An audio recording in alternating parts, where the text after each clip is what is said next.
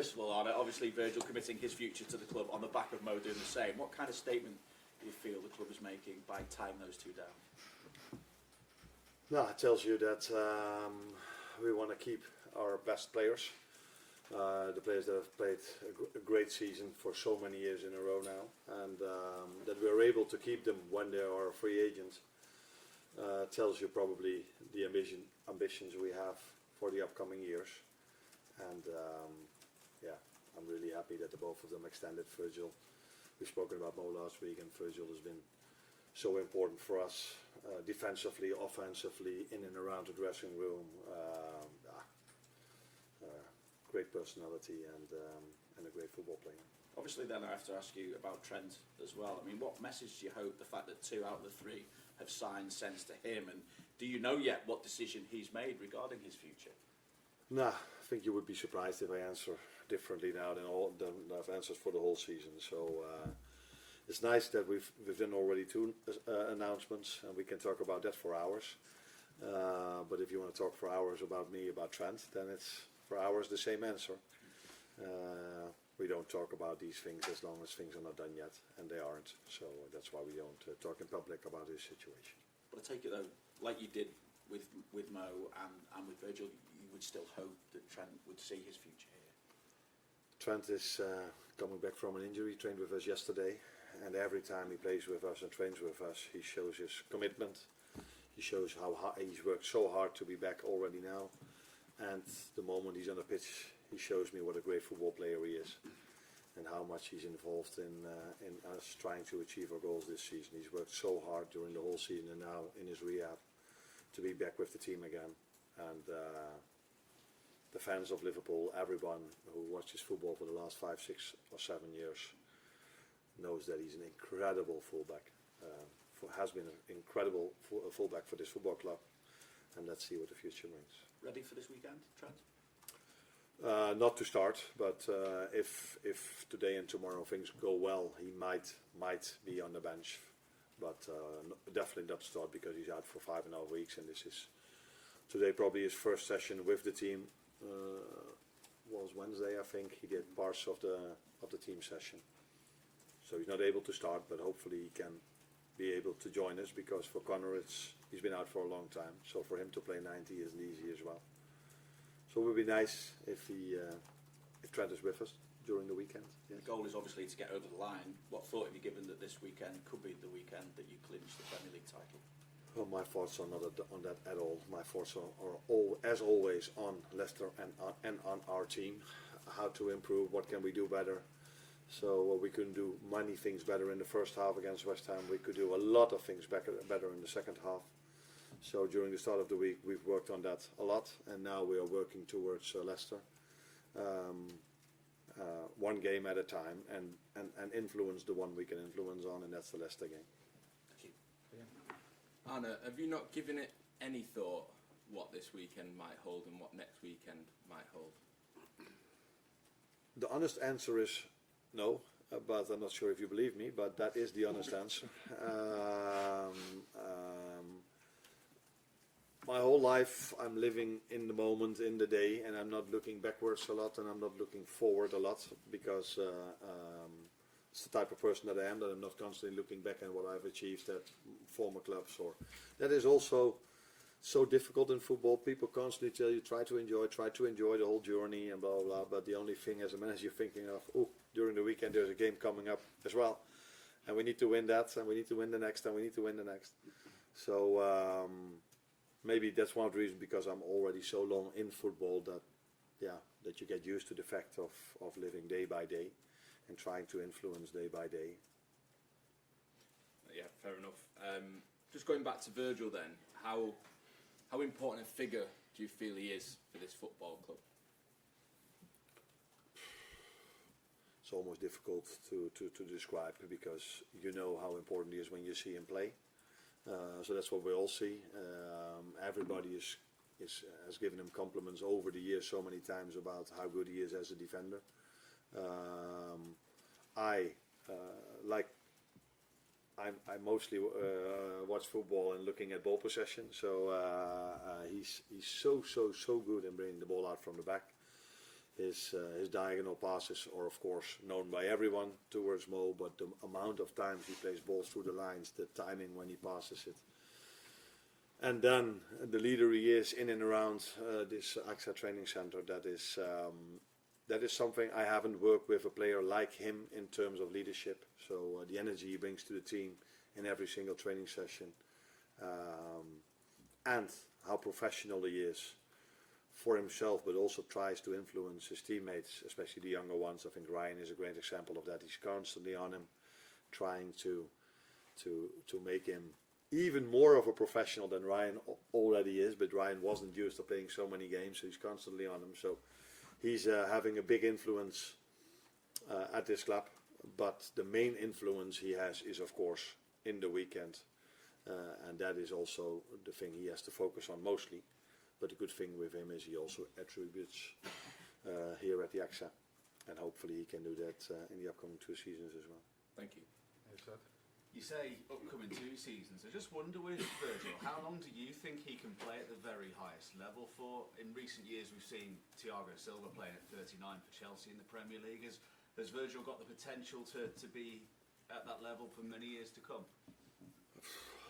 That is difficult because I can only judge him on the quality he has now, and I'm not an expert in what is then the reason why Thiago could do this and what you need to have to do this. The one thing that first comes to my mind is stay fit. If a player at any age is out for 2 or 3 months, I've noticed that this season even more than the years I've worked at different clubs, because I think here this is the highest level there is in football, the Premier League. And if you're out here for 2 or 3 months, it's quite hard for players to come back immediately to their old level. So my first take is stay fit, and if he would stay fit, I see no reason why he would regress. But and the club as well. Otherwise, we wouldn't have given him a 2-year contract.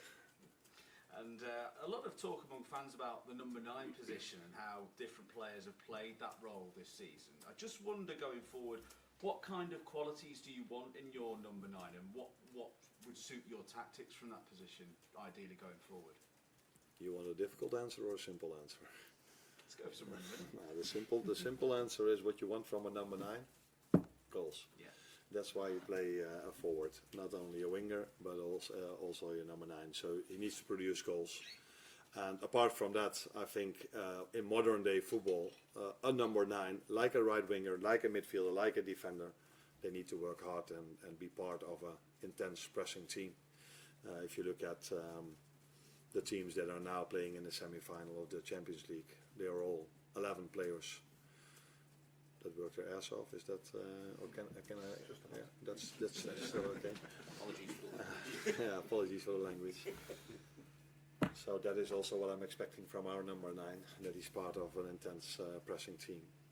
But in the end, it's helpful if the number 9 of Liverpool or at any team in the world scores goals.